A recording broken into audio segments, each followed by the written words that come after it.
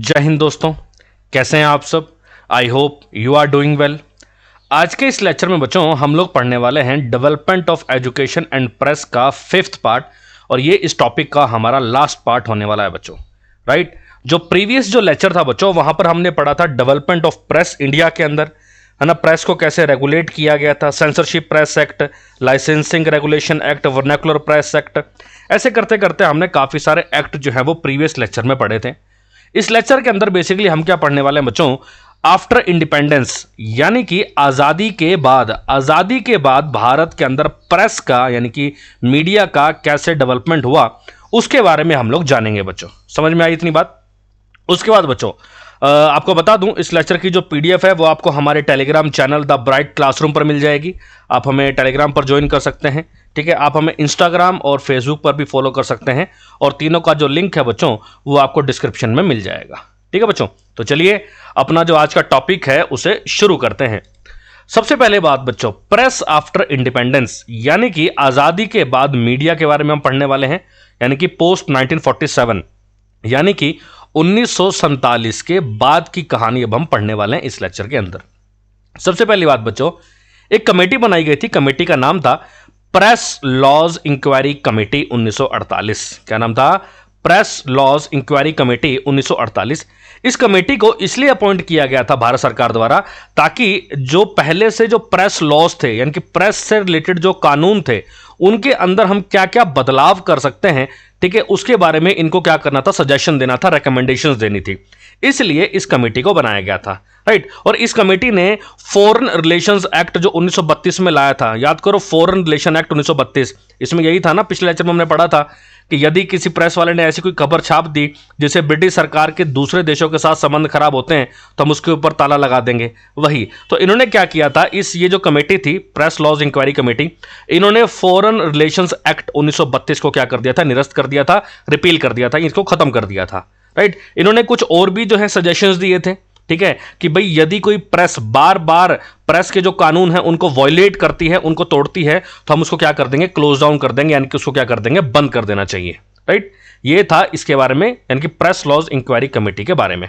I hope यहां तक clear हो गया होगा।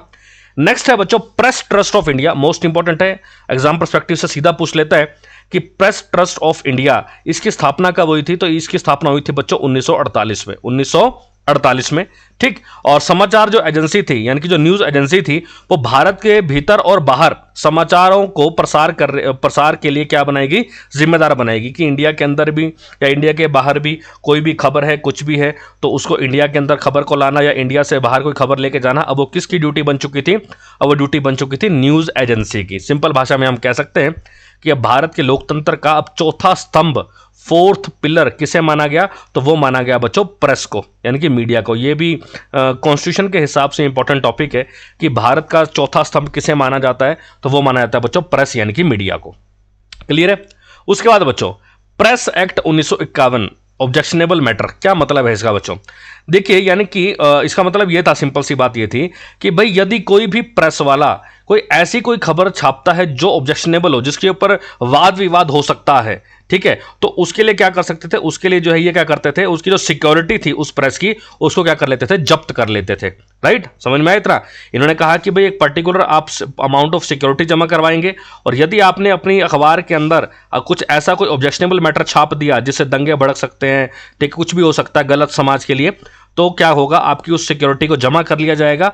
ठीक है, यही था बेसिकली द प्रेस एक्ट। अब यहां पर पावर, यहां पर जो है कुछ एक जो है ना, कह सकते हो कि एक चीज और दे दी प्रेस के मालिकों को कि यदि अगर आपके साथ ऐसा कुछ होता है तो आप अपील भी कर सकते हो। आपको लगता है कि नहीं, हमने तो खबर सही छापी थी, लेकिन जो प्रेस एक्ट कहता है जो हमें गलत जब्त कर लिया गया, हमारी सिक्योरिटी को गलत जब्त कर लिया गया है, तो आप अपील कर सकते हो। कहां पर? हाई कोर्ट के अंदर। यानी कि अब यहां पर प्रेस वालों को हाई कोर्ट में अपील करने की पावर दी गई थी। दूसरा यह भी कहा गया कि भाई हम जो है डबल पेनल्टी भी लगा सकते हैं आपके ऊपर, यानी कि आपने दोबारा वही गलती की तो हम क्या करेंगे, हम दोबारा आपके ऊपर क्या कर सकते हैं, डबल पेनल्टी जो है वो लगा सकते हैं। यही था basically press act 1951।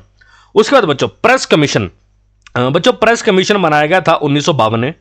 Press commission बनाया गया 1952 में, और भारत सरकार द्वारा इसे बनाया गया था 23 सितंबर 1952 को, 23 सितंबर 1952 को। ठीक है, इस कमीशन के अंदर टोटल 10 मेंबर्स थे, 10 सदस्य थे, और इसके जो चेयरमैन थे बच्चों, उनका नाम था न्यायमूर्ति राजाध्यक्ष। क्या नाम था? न्यायमूर्ति जस्टिस राजाध्यक्ष जो है इनका नाम था। ये जो है प्रेस कमीशन के क्या थे? चेयरमैन थे। और इसके अंदर कितने सदस्य थे? 10 सदस्य हुआ करते थे। इसी कमीशन ने सिफारिश की थी किसकी? ऑल इंडिया प्रेस काउंसिल की। भारत के अंदर क्या होनी चाहिए? ऑल इंडिया प्रेस काउंसिल होनी चाहिए। अब आप नाम से समझ गए होंगे कि इंडिया के अंदर जितने भी प्रेस वाले हैं उन सबके ऊपर कोई ना कोई हेड तो होना चाहिए ना, जो रेगुलेट करे कि सब कुछ सही चल रहा है कि नहीं चल रहा है, राइट? तो उसके लिए बनाया गया था बच्चों, क्या? उसके लिए बनाया गया था ऑल इंडिया प्रेस काउंसिल। और जिसके चेयरपर्सन कौन होंगे? हाई कोर्ट के रिटायर्ड जज। हाई कोर्ट के रिटायर्ड जज जो है उसके क्या होंगे? हेड होंगे। ठीक है बच्चों। उसके बाद बच्चों नेशनलिस्ट एंड लिटरेरी डेवलपमेंट्स, यानी कि राष्ट्रवादी विकास। जो राष्ट्रवादी जो लोग थे ना, उन्होंने साहित्य के मामले में बहुत सारी बुक्स लिखी हैं। ठीक है, बहुत सारे नॉवेल्स लिखे हैं, शॉर्ट स्टोरीज, छोटी छोटी कहानियां लिखी हैं, ऐसे लिखे हैं, ड्रामाज लिखे हैं। ठीक है, ये सब एग्जाम में आपसे डायरेक्ट पूछे जाएंगे बच्चों। तो इनको अब मैं बता रहा हूं, इनको ध्यान से पढ़िएगा। नॉवलिस्ट का मतलब हो गया कि जिसने नॉवल लिखा है। ठीक है, जिसने, नोवेल को हिंदी में बोलते हैं बच्चों उपन्यास, जिसने उपन्यास लिखा है। वर्क मतलब यहां पे कि उस उपन्यास का नाम क्या है, समझ रहे हो? यहां पर नाम है कि जिन्होंने नोवेल लिखा है, जिन्होंने उपन्यास लिखा है, और यहां पर है बच्चों कि उस उपन्यास का नाम क्या है। जैसे सबसे पहले नाम है बच्चों बंकिम चंद्र चटर्जी। बंकिम चंद्र चटर्जी, और इनका जो नोवेल है वो है आनंद मठ। क्या नाम है? आनंद मठ। मोस्ट इंपॉर्टेंट है बच्चों, क्योंकि इसी के अंदर भारत का राष्ट्रीय गीत है जिसका नाम है वंदे मातरम। तो यहां से एक और क्वेश्चन बन जाता है कि भारत का राष्ट्रीय गीत वंदे मातरम कहां से लिया गया है? तो वो लिया गया बच्चों आनंद मठ से। ठीक है, उसके बाद अगले जो नॉवलिस्ट है उनका नाम है बच्चों माइकल मधुसूदन दत्त। क्या नाम है? माइकल मधुसूदन दत्त। और इनकी बुक का नाम है बच्चों मेघनाथ बध काव्य। क्या नाम है? मेघनाथ बध काव्य। उसके बाद नेक्स्ट आते हैं बच्चों विभूति भूषण बंदोपाध्याय। क्या नाम है? विभूति भूषण बंदोपाध्याय। और इनकी बुक का नाम है बच्चों पत्थर पंचेली। क्या नाम है? पत्थर पंचेली। उसके बाद बच्चों अगले जो आते हैं उनका नाम है रविंद्रनाथ टैगोर। क्या नाम है? रविंद्रनाथ टैगोर। और इनकी बुक का नाम है बच्चों गोरा या घरे बेरे।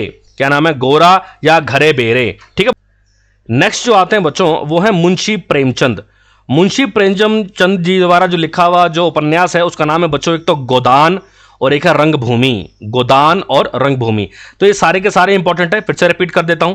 बंकिम चंद्र चटर्जी का आनंद मठ, माइकल मधुसूदन दत्त का मेघनाथ बध काव्य, विभूति भूषण बंदोपाध्याय जी का पत्थर पंचेली, उसके बाद रविंद्रनाथ टैगोर जी का गोरा या घरे बेरे, और मुंशी प्रेमचंद जी का है गोदान और रंगभूमि। ठीक है बच्चों। उसके बाद नेक्स्ट आते हैं बच्चों यशपाल जी।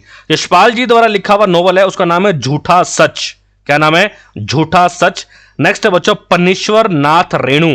पन्नीश्वर नाथ रेणु, इनका जो नोवेल है बच्चों वो नाम है मैला आंचल। मैला आंचल। नेक्स्ट है बच्चों गोपीनाथ जी। गोपीनाथ जी द्वारा लिखा है प्रजा। प्रजा उड़िया भाषा में। नेक्स्ट है बच्चों पन्ना लाल पटेल। पन्ना लाल पटेल ने लिखा है बच्चों मलेला जीव। मलेला जीव गुजराती भाषा में। नेक्स्ट है बच्चों शरद चंद्र चट्टोपाध्याय। शरद चंद्र चट्टोपाध्याय, और इन्होंने लिखा है श्रीकांत और देवदास। श्रीकांत और देवदास। नेक्स्ट है बच्चों तारा शंकर बंदोपाध्याय। तारा शंकर बंदोपाध्याय, और इन्होंने लिखा है बच्चों गण देवता। गण देवता। नेक्स्ट है बच्चों मानिक बंदोपाध्याय। मानिक बंदोपाध्याय, और इनके वर्क का नाम है पद्म नादिर माझी। क्या नाम है? पद्म नादिर माझी। ठीक है बच्चों, जल्दी से रिपीट कर देता हूं कौन कौन से हैं बच्चों यहां पर। यशपाल जी का झूठा सच, पनीश्वरनाथ रेणु मैला आंचल, गोपीनाथ जी का प्रजा, पन्नालाल पटेल का मलेला जीव, शरद चंद्र चट्टोपाध्याय श्रीकांत और देवदास, ताराशंकर बंदोपाध्याय गणदेवता, और मानिक बंदोपाध्याय जी का पद्म नादिर माझी। ठीक है बच्चों, आई होप ये सारे के सारे याद हो जाएंगे आपको। ये डायरेक्टली एग्जाम्स के अंदर बच्चों पूछे जाते हैं। ठीक है बच्चों। नेक्स्ट इंपॉर्टेंट पॉइंट बच्चों, भाई उस टाइम पर ना बहुत सारी किताबें और बहुत सारी कविताएं लिखी गई थी इंडियन ऑथर्स के द्वारा, जो भारतीय लेखक थे। उनमें से जो भारतीय लेखक जो फेमस कौन कौन से थे? मुंशी प्रेमचंद जी, सुब्रमण्यम भारती, बंकिम चंद्र चटर्जी, रविंद्रनाथ टैगोर। इन सब का नाम आप लोगों ने सुना होगा बच्चों। उस टाइम का जो साहित्य था ना, जो लिटरेचर था, वो कह सकते हो बहुत ही रियलिस्टिक था। यानी कि उस टाइम पर जो उपन्यास या जो कविताएं छपी थी ना, उसके अंदर मतलब हर एक व्यक्ति की घर घर की कहानी थी, है ना। हर एक व्यक्ति जो पूरे दिन में जो प्रॉब्लम्स फेस करता था, मतलब ग्राउंड रियलिटी थी उन किताबों के अंदर, राइट। जैसे कि एक किताब है बच्चों नील दर्पण, मोस्ट इंपॉर्टेंट एग्जाम में कई बार पूछी गई है। नील दर्पण बच्चों 1860 में लिखी गई थी दीन बंधु मित्र द्वारा। दीनबंधु मित्र ने 1860 में बुक लिखी थी नील दर्पण, और इस बुक के अंदर बताया था कि कैसे अंग्रेजों ने शोषण किया है इंडिगो कल्टीवेटर्स का, यानी कि जो किसान नील की खेती करते हैं ना, जो उस टाइम पे नील की खेती करते थे, उनके साथ कितना शोषण किया अंग्रेजों ने, राइट, उनकी क्या हालत हो गई किसानों की, उसके बारे में बताया था नील दर्पण बुक के अंदर। किसने? दीनबंधु मित्र जी ने। क्लियर है? अच्छा, उस टाइम पर क्या हुआ, लिटरेरी जो वर्क्स थे, यानी कि जो साहित्य था ना, उसका मेन मकसद था लोगों के अंदर राष्ट्रवाद की भावना को जगाना, राष्ट्रवाद की, ना कि किसी धर्म से रिलेटेड, ना किसी माइथोलॉजी से रिलेटेड, नहीं, वहां पर बुक्स के रिलेटेड क्या किया जा रहा था, बुक्स से जो है लोगों के अंदर एक राष्ट्रवादी भावना को उत्पन्न करने की कोशिश की जा रही थी बच्चों, राइट। उसके बाद जो रूढ़िवादी जो रीति रिवाज चलते आ रहे थे भारत के अंदर, ठीक है, वो सब खत्म किए। किसके द्वारा मतलब लेख लिखे गए, किताबें लिखी गई, और बेसिकली बहुत बड़ा रोल था बंकिम चंद्र जी का और शरद चंद्र चट्टोपाध्याय जी का। इन्होंने ऐसे ऐसे लेख लिखे जिससे जो रूढ़िवादी जो रीति रिवाज चलते आ रहे थे ना, उन सबको क्या कर दिया गया, उन सबको खत्म कर दिया गया बच्चों। ठीक है, एक चीज और ध्यान रखिएगा, लयालपुर एक जगह है पाकिस्तान में, वहां पर एक ना रैली हुई थी, ठीक है, और 3 मार्च 1907 को बांके दयाल जी ने गाना गाया था, उसका नाम था पगड़ी संभाल जट्टा। नाम सुना होगा आपने, पगड़ी संभाल जट्टा पगड़ी संभालो, ठीक है। बांके दयाल जी ने गाया था 3 मार्च 1907 को लयालपुर रैली के अंदर। लयालपुर वर्तमान में पाकिस्तान में है। बांके दयाल जी की बात करूं तो ये जंग सयाल न्यूज़पेपर के एडिटर थे, जंग सयाल न्यूज़पेपर के एडिटर, ठीक है बच्चों। और बेसिकली ये जो गाना था पगड़ी संभाल जट्टा, ये जो ब्रिटिश एग्रेरियन लॉज थे, यानी कि अंग्रेजों के जो कृषि से रिलेटेड कानून थे ना, उनके विरोध में इस गाने को गाया गया था, कि क्योंकि इन कानूनों से वो क्या कर रहे थे, बेसिकली इंडियंस का क्या कर रहे थे, शोषण कर रहे थे, ठीक है। ये जो रैली थी, बेसिकली ये रैली क्यों ऑर्गेनाइज की गई थी, किसके द्वारा ऑर्गेनाइज की गई थी, तो बच्चों ये की गई थी 1857 की क्रांति के 5 साल पूरे होने पर, ठीक है। और ये जो कह सकते हैं रैली थी, ये अजीत सिंह और किसान सिंह, 2 बंदे थे, अजीत सिंह और किसान सिंह, इन्होंने जो है इस रैली को जो है आयोजित किया था। और अजीत सिंह और किसान सिंह, इन दोनों ने ही भारत माता सोसाइटी 1906, भारत माता सोसाइटी की स्थापना की थी 1906 में। भारत माता सोसाइटी का दूसरा नाम था महबूबाने वतन, महबूबाने वतन। तो ये भी ध्यान रखिएगा, इंपॉर्टेंट पॉइंट्स हैं, ठीक है। उसके बाद बच्चों, अब आता है बच्चों मोस्ट इंपॉर्टेंट चीज इस पूरे यूनिट का, इस पूरे चैप्टर का। यहां पर बच्चों आपको 3 कॉलम मिलेंगे। एक तरफ तो है पेपर एंड जर्नल्स, यानी कि अखबार का नाम। एक तरफ है ईयर एंड प्लेस, यानी कि किस वर्ष में किस जगह पर उसकी जो शुरुआत हुई। नेक्स्ट है बच्चों फाउंडर एंड एडिटर, कि भी किसने जो है उसकी स्थापना की। तो बेसिकली आपको अखबार का नाम पता होना चाहिए, कब शुरू हुआ, कहां पर शुरू हुआ, और किसने उसे शुरू किया था। एग्जाम में डायरेक्ट पूछेगा बच्चों, स्टार मार्क कर लेना, एग्जाम के अंदर आएगा ही आएगा ये, ठीक है। तो सबसे पहला बच्चों बंगाल गजट, ठीक है, इसको जो है ऑल्सो कलकत्ता जर्नल एडवर्टाइजर भी बोलते थे। वीकली था, यानी कि हफ्ते में आता था ये बंगाल गजट। 1780 में कलकत्ता में शुरू हुआ था, ये हम पहले पढ़ चुके हैं, अगर आपको याद हो कि बंगाल गजट कब शुरू हुआ था, तो 1780 में हुआ था। और किसने किया था? जेम्स अगस्टस हिक्की ने, जेम्स अगस्टस हिक्की ने शुरू किया था, जो कि एक आयरिश मैन थे, यानी कि आयरलैंड देश के थे बच्चों। अगला अखबार है बच्चों कामरेड, कामरेड ये इंग्लिश में छपता था, और एक था बच्चों हमदर्द, ये उर्दू में छपता था। कौन सा? कामरेड इंग्लिश में, हमदर्द उर्दू में। तो 1911 में छपने शुरू हुए थे। कामरेड छपता था कलकत्ता में, और हमदर्द छपता था बच्चों दिल्ली में, ठीक है। और किसने शुरू किया था? मोहम्मद अली जिन्ना। किसने शुरू किया? तो मोहम्मद अली जिन्ना। क्लियर है? उसके बाद बच्चों नेक्स्ट आता है India Gazette. India Gazette 1787 Calcutta में शुरू हुआ, और किसने शुरू किया? Henry Louis Vivian Derozio. क्या नाम था? Henry Louis Vivian Derozio. उसके बाद नेक्स्ट आता है बच्चों मद्रास कोरियर। मद्रास कोरियर ये मद्रास का पहला न्यूज़पेपर था बच्चों। मद्रास का पहला न्यूज़पेपर कौन सा था? मद्रास कोरियर। 1784 मद्रास में शुरू हुआ था, और इसको शुरू किया था बच्चों रिचर्ड जॉन्स्टन ने, रिचर्ड जॉन्स्टन। नेक्स्ट था बच्चों बॉम्बे हेराल्ड। बॉम्बे हेराल्ड ये बॉम्बे का पहला न्यूज़पेपर था बच्चों। बॉम्बे हेराल्ड बॉम्बे का पहला न्यूज़पेपर 1789 बॉम्बे में शुरू हुआ था, और इसको शुरू किया था बच्चों जेम्स मैकेंजी ने। किसने शुरू किया? तो जेम्स मैकेंजी ने इसे शुरू किया था। नेक्स्ट है बच्चों new India and Commonwealth. New India and Commonwealth 1914 में शुरू हुआ था, एनी बेसेंट ने शुरू किया था, और एनी बेसेंट भी कौन से देश की थी बच्चों? आयरलैंड देश की थी। नेक्स्ट है बच्चों Indian Herald. Indian Herald English newspaper था, 1795 मद्रास में शुरू हुआ था, और इसको शुरू किया था आर विलियम्स ने, और पब्लिश किया था हम्फ्रीज ने। ध्यान रखिएगा, started by R Williams and published by Humphreys, ठीक है। उसके बाद नेक्स्ट आता है बच्चों दिग्दर्शन। दिग्दर्शन, ठीक है, ये पहला बंगाली मंथली न्यूज़पेपर था, महीने में एक बार आता था, पहला बंगाली मंथली न्यूज़पेपर 1818 कलकत्ता में शुरू हुआ था और इसको शुरू किया था बैप्टिस्ट मिशनरी ने। किसने शुरू किया था? बैप्टिस्ट मिशनरी जी ने। उसके बाद नेक्स्ट आता है बच्चों कैलकाटा जर्नल। कैलकाटा जर्नल 1818 में शुरू हुआ था और किसने शुरू किया? JS. Buckingham. JS. Buckingham. Next बच्चों the Independent. The Independent newspaper 1919 में इलाहाबाद में शुरू हुआ था और किसने शुरू किया? तो मोतीलाल नेहरू। मोतीलाल नेहरू। तो आप देख रहे हैं सारे के सारे इंपॉर्टेंट है बच्चों, एग्जाम्स के अंदर आपको जरूर मिलेंगे ये।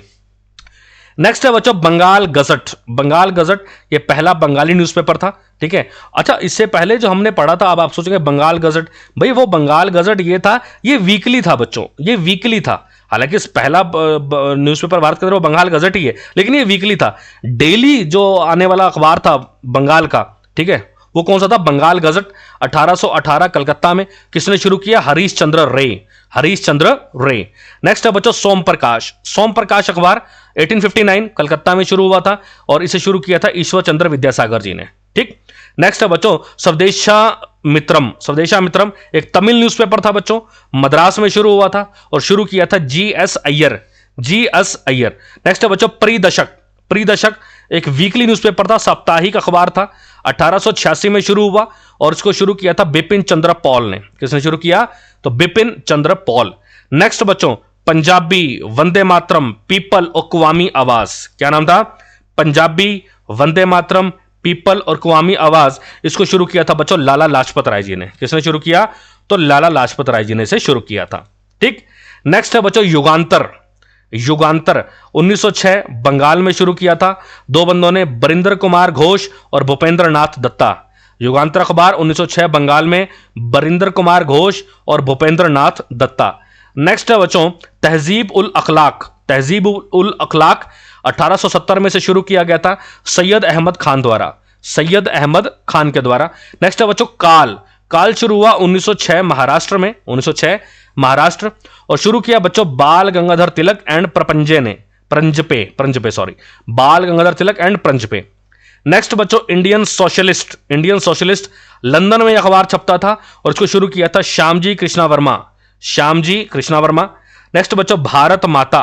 भारत माता अखबार ये शुरू किया था बच्चों अजीत सिंह ने। किसने शुरू किया? तो अजीत सिंह ने जो इसे शुरू किया था, राइट। उसके बाद बच्चों नेक्स्ट आता है वंदे मातरम। वंदे मातरम पेरिस में शुरू हुआ था ये और इसको शुरू किया था मैडम भीखाजी कामा। मैडम भीखाजी कामा। नेक्स्ट था बच्चों तलवार। तलवार बर्लिन में से शुरू किया था जर्मनी के अंदर और इसके संस्थापक थे वीरेंद्र नाथ चट्टोपाध्याय। वीरेंद्र नाथ चट्टोपाध्याय। नेक्स्ट बच्चों free Hindustan. Free Hindustan Vancouver Canada में से शुरू किया गया था और शुरू किया था तारकनाथ दास। तारकनाथ दास। नेक्स्ट था बच्चों गदर। गदर अखबार शुरू किया था सैन फ्रांसिस्को में यानी कि यूएसए के अंदर और इसके संस्थापक थे बच्चों गदर पार्टी। गदर पार्टी। नेक्स्ट था बच्चों रेशवा। रेशवा इसे जो है 1908 से पहले शुरू किया गया था और शुरू किया था बच्चों इसे अजीत सिंह ने। किसने शुरू किया? तो अजीत सिंह जी ने। नेक्स्ट बच्चों बॉम्बे क्रॉनिकल। बॉम्बे क्रॉनिकल ये डेली न्यूज़पेपर था, ठीक है, 1913 बॉम्बे में शुरू किया गया था। शुरू किया था इसे बच्चों फिरोज शाह मेहता। फिरोज शाह मेहता और इसके एडिटर थे बीजी हॉमीमैन। बीजी हॉमीमैन। नेक्स्ट बच्चों द हिंदुस्तान टाइम्स 1920 दिल्ली में शुरू हुआ था और इसे शुरू किया था बच्चों के एम पनिक्कर ने। के एम पनिक्कर ये बेसिकली अकाली दल मूवमेंट का ही एक पार्ट था। नेक्स्ट बच्चों द मिलाप। द मिलाप उर्दू न्यूज़पेपर था, 1923 लाहौर में शुरू हुआ था और इसको शुरू किया था एम के चंद। एम के चंद। नेक्स्ट था बच्चों लीडर। लीडर अखबार इंग्लिश न्यूज़पेपर था, 1909 इलाहाबाद में शुरू हुआ था और शुरू किया था बच्चों मदन मोहन मालवीय जी ने। मदन मोहन मालवीय जी ने इसे शुरू किया था। नेक्स्ट था बच्चों बहिष्कृत भारत। बहिष्कृत भारत यह मराठी फोर्टनाइटली था। फोर्टनाइटली का मतलब होता 15 दिन, यानी कि 15 दिन में एक बार यह अखबार आता था। बहिष्कृत भारत 1927 में से शुरू किया गया था और शुरू किया था बच्चों इसे बाबा साहेब अम्बेडकर, BR अम्बेडकर जी ने, राइट। नेक्स्ट कौन सा था बच्चों? कुडी अरासू। कुडी अरासू तमिल न्यूज़पेपर था, 1910 में से शुरू किया गया था और इसके फाउंडर थे EV रामास्वामी और नाइकर। EV रामास्वामी और नाइकर। EV रामास्वामी नाइकर जी, ठीक है। नेक्स्ट था बच्चों क्रांति। क्रांति अखबार 1927 में महाराष्ट्र में शुरू हुआ था और इसको 3 बंदों ने शुरू किया था, SS मिराजकर, KN जोगलेकर और SV घाटे। कौन कौन थे? SS मिराजकर, KN जोगलेकर और SV घाटे। नेक्स्ट था बच्चों लंगल एंड गनाबानी। लंगल एंड गनबानी 1927 बंगाल में शुरू हुआ था और इसको शुरू किया था बच्चों गोपू चक्रवर्ती और धर्ण स्वामी। गोपू चक्रवर्ती और धर्ण स्वामी। नेक्स्ट था बच्चों बंदी जीवन। बंदी जीवन बंगाल में से शुरू किया गया था और इसे शुरू किया था बच्चों सचिंद्र नाथ सन्याल ने। सचिंद्र नाथ सन्याल। नेक्स्ट था बच्चों national Herald. National Herald daily newspaper था, 1938 में से शुरू किया गया था और इसे शुरू किया था बच्चों जवाहरलाल नेहरू जी ने। किसने शुरू किया? तो इसे शुरू किया था बच्चों जवाहरलाल नेहरू जी ने, राइट। और लास्ट है बच्चों केसरी, ये मराठी न्यूज़पेपर था और महारत्ता ये इंग्लिश वीकली न्यूज़पेपर था। केसरी मराठी डेली न्यूज़पेपर था और महारत्ता इंग्लिश वीकली न्यूज़पेपर था। 1881 बॉम्बे में शुरू हुए थे और किन किन ने इसकी शुरुआत की? बाल गंगाधर तिलक जी ने, चिपलुंकर जी ने और अगरकर जी ने। ठीक, बाल गंगाधर तिलक, चिपलुंकर जी और अगरकर जी।